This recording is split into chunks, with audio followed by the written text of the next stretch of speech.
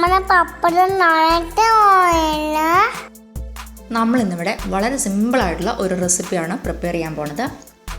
ഈ പപ്പടം കണ്ടോ, ഇത് ഞാൻ ഇന്നലെ കാച്ചി വെച്ച പപ്പടമാണ്. ഇന്ന് ഇത് ഉപയോഗിക്കാൻ നോക്കുമ്പോൾ തണുത്ത് പോയിട്ടുണ്ട്. പക്ഷേ എനിക്കിത് വേസ്റ്റ് ചെയ്യാൻ തോന്നുന്നില്ല. അപ്പോൾ ഞാനിതുകൊണ്ട് വളരെ എളുപ്പത്തിൽ തയ്യാറാക്കാവുന്ന ഒരു ഡിഷ് പ്രിപ്പയർ ചെയ്യാമെന്ന് വിചാരിച്ചു.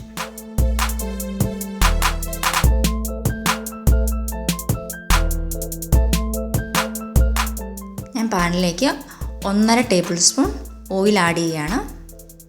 ഓയിലൊന്ന് ചൂടായി വരുമ്പോഴത്തേക്കും നമുക്കിതിലേക്ക് കടുക് പൊട്ടിച്ചെടുക്കാം.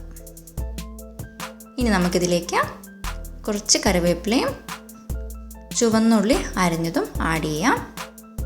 ഇതൊന്ന് വഴഞ്ഞ് വരുമ്പോഴത്തേക്കും നമുക്കിതിലേക്ക് തക്കാളി ചെറുതായിട്ട് അരിഞ്ഞത് ഇട്ട് കൊടുക്കാം. അതൊന്ന് നന്നായിട്ട് വഴറ്റിയെടുക്കുക. ഇനി നമുക്കിതിലേക്ക് ആവശ്യത്തിന് ഉപ്പ്, ഒരു നുള്ള് മഞ്ഞൾപ്പൊടി, 1 ടേബിൾ സ്പൂൺ കുരുമുളക് പൊടിയും കൂടി ആഡ് ചെയ്യാം. ഇതൊന്ന് നന്നായിട്ട് ഇളക്കി വിടുക.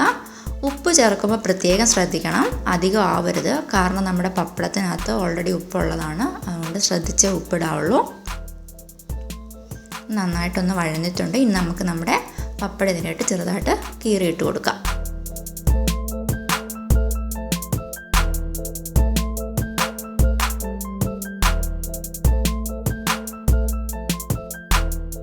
നന്നായിട്ടൊന്ന് ഇളക്കി വിടുക.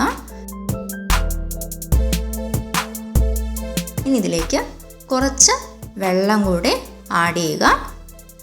ഒത്തിരി നീട്ടിയൊന്നും എടുക്കണ്ട, ചെറിയൊരു ഗ്രേവി ആയിട്ടിരിക്കട്ടെ.